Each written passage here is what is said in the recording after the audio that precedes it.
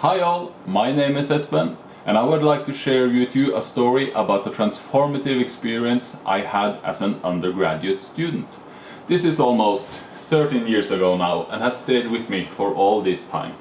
The reasons I wanted to talk about this at this conference is that this is a very personal experience that would not nearly be the same in this now familiar digital format. First, let me give you some context. As a kid of the 90s, I remember how the adults around me spoke about how the digital future was on our doorsteps. Now it's no longer on our doorsteps. It has been living with us, in our homes, into our pockets and onto our skin. Now it's not only we that change the technology also changes us and how we communicate. There were some who disagreed that the internet would become an integral part of almost everyone's lives. It is easy to look back and chuckle at these wrong predictions. Here is one article of that kind. The internet is a flop, written by Leif Oswald and published in a Norwegian newspaper in the summer of '96. One of Oswald's arguments for that people would not choose to use the internet frequently is because we need to communicate with other people. Of course, the technology has changed and evolved drastically in 25 years. The digital format of this conference is one proof of this now digital omnipresence, enabling us to talk and exchange ideas online, which is fantastic. But I was used to that the digital mimicked our physical life. Now we can see how things take shape online, like internet memes that spreads through social media and directly influence our interaction in society. From the more light-hearted examples to political memes, presenting sometimes extreme views through fun and visually pleasant memes and images.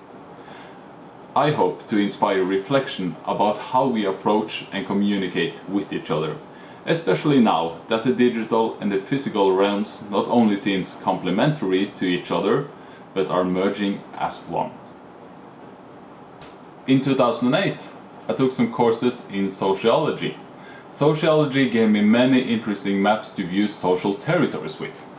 And as an avid reader of what I then would call individualist philosophies, with Friedrich Nietzsche among my favorites, I struggled to find solid expression for the notion of individualism within the sociological territory. During group work at one of our lectures, I mentioned this to my fellow students. One of them spoke up. She had short blonde hair, blue eyes, and with a confident look upon her face, she told me, "You are nothing but a product of your environment. Your upbringing, your education, your friends and societal influences, everything comes from culture and other people. The reason why you are the way you are, do as you do, everything can be explained by looking at this." I was stunned, but I could not think of a good answer. Even though I inwardly scoffed at her statement, it touched me in a visceral way. Maybe it was a fear of her being right, and years later it has remained a transformative experience. I remember thinking that I wished I could feel certain that there is an I inside me. Something that could comfort me. But as you know, I had read Nietzsche, so any opportunity for spiritual comfort was already gone. To me, this experience represents a disorienting dilemma, as described in Transformative Learning Theory by Jack Mesereau. As a novice in autoethnography, I was recently reminded of this experience. Maybe my own academic I, my academic individuality, could find its proper place in autoethnography. Transformative learning theory tries to describe and in pedagogy often facilitate these types of learning processes. The motivation to understand tomorrow what we do not today through critical self-reflection is the starting point for a transformative learning process. The course I took 13 years ago can be said to be successful in facilitating a transformative learning process for me. And this was not only as a student, but as a human being in a democratic society. In the modern digital world, I could have easily made a retreat. I could have simply turned off my camera, left the room, and traveled into the echo chambers, now better known as search engines. Google could probably have comforted me in a way that Nietzsche refused to. In 2008, I couldn't fully describe what this something in me was that protested so viscerally against the view on individualism presented by my fellow student. I still don't think that I can. With our world having been immersed in the pandemic and its long-lasting effects, I reflect on how this transformative experience hardly could have happened in our digital environment. Meetings between bodies in physical environments is a huge part of how we grow, especially from dissent.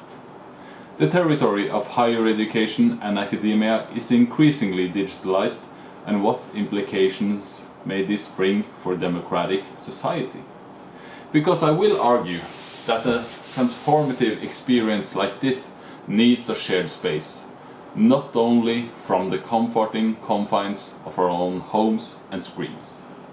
Because even though how individualistic one may be, as Oswald wrote, we need to and we want to communicate with other people. Like Adams, Ellis and Jones describes, our social life is messy, uncertain and emotional. I would hope to be able to contribute to that academia can be such a place, a shared arena for this messiness, where curiosity does not slowly bow under to conformity. My conclusion is that I want to thank she that provoked me, and her view on individuality that irritated me, because a crucial part of academia is dissent. If we find ourselves in echo chambers as artists or social scientists, our expressions grow stale and loses the potential for change. Let's use the borders of our different academic and political territories as places to meet instead of building walls, both digitally and physically. Thank you for your time and enjoy the rest of this great conference.